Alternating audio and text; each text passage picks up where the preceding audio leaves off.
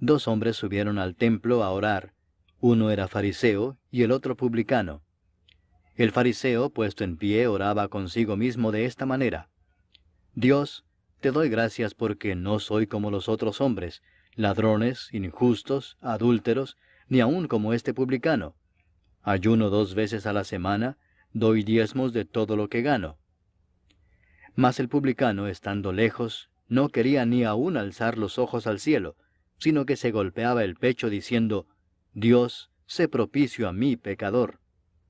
Os digo que éste descendió a su casa justificado antes que el otro. Hola, buenas noches hermanos, es un placer para nosotros poder compartir este tiempo que es la reunión de la familia, la palabra de Dios, con ustedes. Y meditando en la semana, veía este pasaje que nos muestra tan claramente el Señor, dos personas con dos actitudes completamente distintas. Yo pensaba, en este tiempo hay personas que tienen actitudes diferentes. Por un lado hay gente que se siente con derecho para reclamarle a Dios, y hay personas que en realidad están humilladas buscando la presencia de Dios. Acá vemos en primer lugar cómo el Señor lo grafica. Dice: dos hombres subieron al templo. No hay nombres, hay dos personas anónimas, ¿sí? Y dice, uno era fariseo y otro era publicano. Hay sí dos roles bien definidos. El fariseo era una persona encumbrada en la sociedad, que ocupaba un lugar principal de respeto por toda la sociedad de ese momento. Y dice otro era publicano, que por el contrario estaba recibiendo siempre el repudio de la gente porque estaba recaudando para el enemigo, la persona, el rey imperio que lo estaba sometiendo a los judíos en ese momento. Entonces, la persona que en teoría tenía el renombre de la sociedad del fariseo, dice, el Señor oraba consigo mismo. Qué notable, cuando yo leí esta palabra me hacía reflexionar en este tiempo de selfies, tiempo de autoimagen, tiempo de redes que hablan de caras y de imágenes, de lo de afuera, lo que se ve. Él estaba hablando consigo mismo y dice que estaba diciéndole al Señor, Señor, te doy gracias, te doy gracias. En realidad Dios no estaba escuchando esta gracia, sino que estaba viendo que él hablaba consigo mismo. No había una actitud que condescendía con su corazón. Su corazón estaba lejos de pensar en Dios y de agradecer realmente a Dios. Estaba pensando en sí mismo que él era en realidad merecedor de lo que él tenía, digamos, que Dios lo amaba porque él se merecía lo que estaba pasando. Y yo pensaba que cuán lejos estamos de ver las cosas como Dios las ve, cuán lejos estamos de ver las cosas como Dios las ve. Dios es el dueño de todo, Dios es el dueño de todo. ¿Y qué lejos está toda mi percepción tantas veces? Muchas veces me creo dueño de mis cosas, de mi tiempo, de mi vida, cuando en realidad el dueño de todo es Dios. Dice el apóstol Pablo allí en Hechos, voy a leer la versión TLA, que es más clara, Hechos 17 del 24 al 27, dice, es Dios, estaba hablando Pablo con la gente de Atenas y está explicando su visión. Dice, es el Dios que hizo el mundo, hablando de su Dios, y todo lo que en él hay. Dice, es el dueño del cielo, de la tierra. Dice, él no vive en templos hechos por seres humanos, tampoco necesita la ayuda de nadie. Al contrario, él es quien nos da vida, dice, el aire y todo lo que la gente necesita. Qué notable, en tiempo que esta enfermedad nos quita el aire a las personas que la padecen, qué lamentable. El dueño del aire es Dios, está diciendo aquí el apóstol Pablo. Y dice la última parte del versículo 27, Él nos da poder para vivir y movernos y para hacer lo que somos. Él es el motor de todas las cosas que tenemos. Y yo pensaba, ¿cuál es el poder de Dios? ¿Cuál es la dimensión de Dios? ¿Qué dimensión, qué imagen tengo yo de Dios? Pero no solamente se queda en las cuestiones físicas, sino también en las cuestiones políticas. Dios dice en Daniel 2:20, Daniel habló y dijo, sea bendito el nombre de Dios. Dice, de siglos en siglos, porque suyos son el poder y la sabiduría. Él muda tiempos, las edades, quita reyes, pone reyes, da sabiduría a los sabios y ciencia a los entendidos. Dios está por sobre todas las cosas. Dios tiene un poder que es por sobre todas las cosas, está por sobre los tiempos, está por sobre los reinos, los imperios, los reyes. Él pone reyes, dice, y quita reyes. Y yo pensaba, cuando leía esto y veía la actitud de este fariseo, pensando que él era autor de su propio bienestar y hablaba consigo mismo, pensaba, ¿qué lugar ocupa Dios en mi vida? ¿Qué lugar ocupa Dios en tu vida? Dice Oseas 4.1, un pasaje que referimos el último mensaje, dice, oíd palabra de Jehová. Oíd palabra de Jehová. Oseas 4.1 dice, porque Jehová, Dios, contiende con los moradores de la tierra. Escuchen lo que dice, porque no hay verdad, ni misericordia, ni conocimiento de Dios en la tierra. El hombre ha enajenado, hemos enajenado a Dios. Lo que nos pasa es porque Dios no se acuerda de nosotros.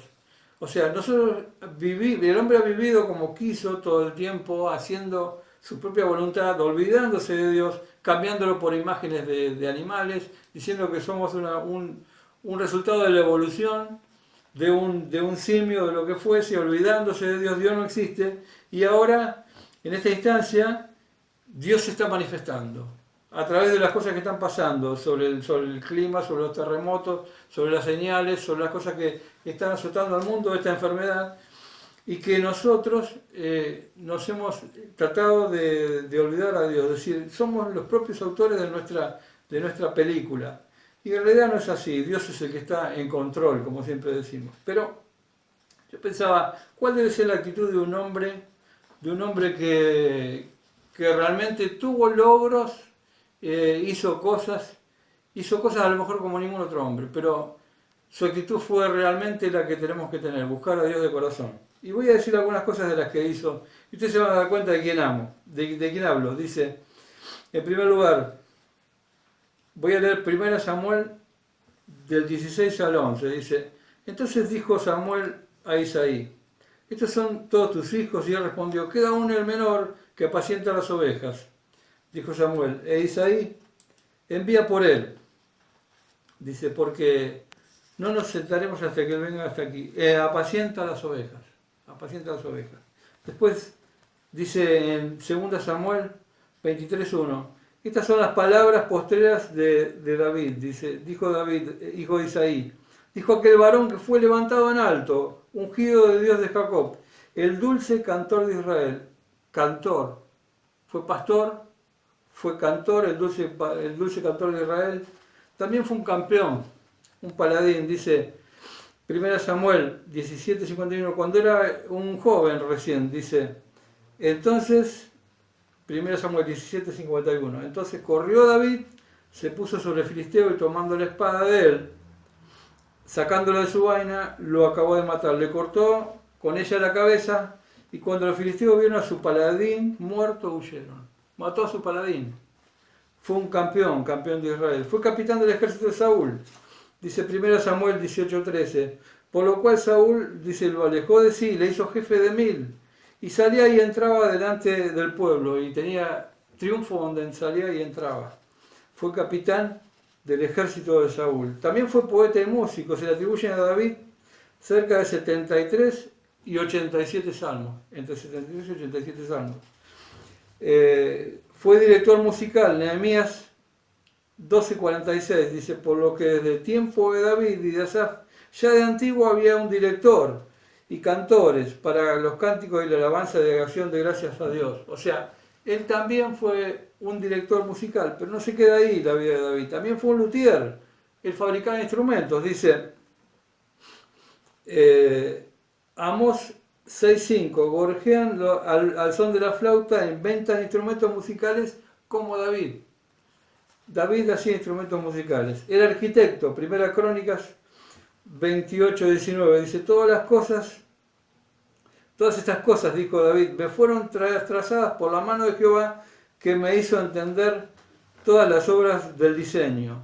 Fue un arquitecto. También fue es rey para siempre de Israel, dice Ezequiel 37.24, mi siervo David será rey sobre ellos. Está hablando de la visión póstuma de Ezequiel, que David va a ser el rey en la eternidad de Israel, ¿sí? Y tenía el corazón, dice Hechos 13.22, allí cuando Esteban estaba siendo apedreado, dice, fue quitado, en el versículo 22 de Hechos 13, dice, le levantó al rey David, dice, a quien dio también testimonio diciendo, he hallado en David, hijo de Isaí, varón conforme a mi corazón, quien hará todo lo que yo quiero. Un varón conforme a mi corazón que hará todo lo que yo quiero.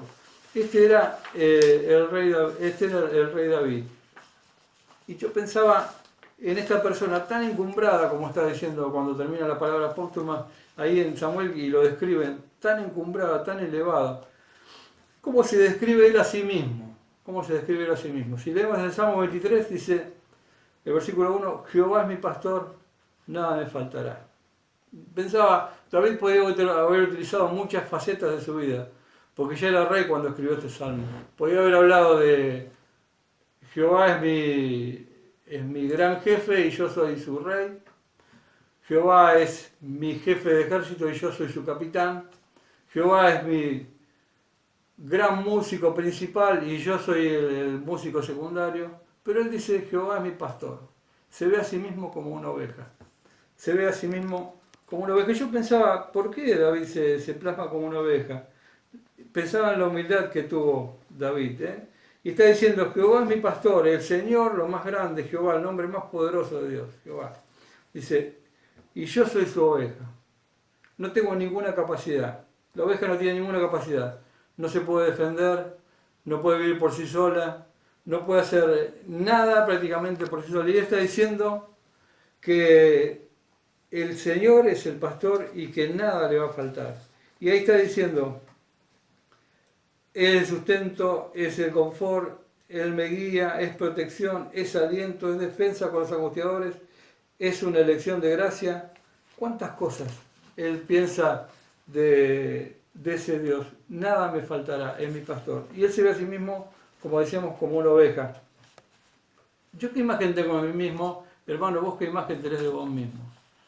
¿Te representás como una oveja o te representás como un león? Yo muchas veces me represento a mí mismo como otra cosa que no es una oveja. Entonces el Señor quiere buscar esta reflexión en nosotros. Fíjense lo que está diciendo Romanos 12:3. Dice, digo pues, por la gracia que me es dada, que cada cual que está entre vosotros no tenga más alto concepto de sí mismo que el que debe tener, sino que piense de sí mismo con cordura, conforme a la medida de fe que el Señor nos dio a cada uno. Que piense de sí mismo con cordura, que no tengamos una imagen de nosotros que no debemos tener. Y pensaba para terminar en una anécdota, que es una ilustración. Dice, un hombre que era un indigente que salva un reino. Dice, había una vez un rey que tenía problemas en su reino y no podía dormir a la noche, entonces se viste con vestiduras normales y sale a caminar. Entonces se encuentra con un indigente, con un harapiento que estaba ahí pidiendo unas monedas y le dice este hombre harapiento al rey, ¿qué te pasa? ¿Por qué no puedes dormir? Le dice. Entonces el rey le cuenta su problema. Este hombre que era muy sabio, que estaba mendigando, lo aconseja. El rey entonces toma una decisión acertada con el consejo que le dio este hombre que estaba ahí mendigando. Pasa el tiempo, vuelve a suceder otro problema y nuevamente el rey tiene problema y lo va a ver a este hombre sabio hasta que se da cuenta que este hombre sabio tiene que estar en la corte con él. Entonces lo invita a estar en la corte, se revela que es el rey y lo lleva. Este hombre todos los días desaparecía a cierta hora del día y se iba a un lugar secreto.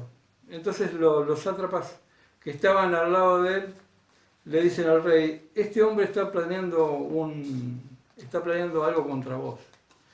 Está planeando algo contra vos. Y entonces el rey le tiene que decir, ¿qué está pasando? ¿Por qué te estás yendo todos los días? ¿Por qué desapareces de la corte todos los días?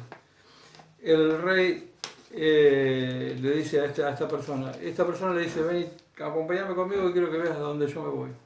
Lo lleva hasta su cuarto y le dice, ves rey, acá vengo yo todos los días. ¿Por qué? Porque acá tengo colgada mi ropa de cuando yo mendigaba. Cuando vos me trajiste a este lugar, yo no tiré mi ropa, sino que la tengo acá en este lugar. Todos los días al mediodía vengo acá y me pongo a ver donde la ropa que yo usaba y le doy gracias a Dios por el lugar que tengo ahora. Para que lo que me está pasando no me lleve a engrandecerme sobremanera. Y estoy tan agradecido con vos por las cosas que me diste, por tenerme aquí en este reino con vos. Ojalá que esta experiencia también pueda ser la nuestra. Pensar que todos los días el Señor nos sacó del lugar donde estábamos, que estábamos perdidos, y nos puso en un lugar que es un lugar sublime, en el que tenemos una herencia eterna. Y pensar que todo lo que tenemos viene de su mano, que no somos nada, que todo lo que tenemos viene de su poder, que somos nada más que una oveja que estamos siendo guiadas por el Señor. Y podemos decir como David, Jehová mi pastor, nada me faltará.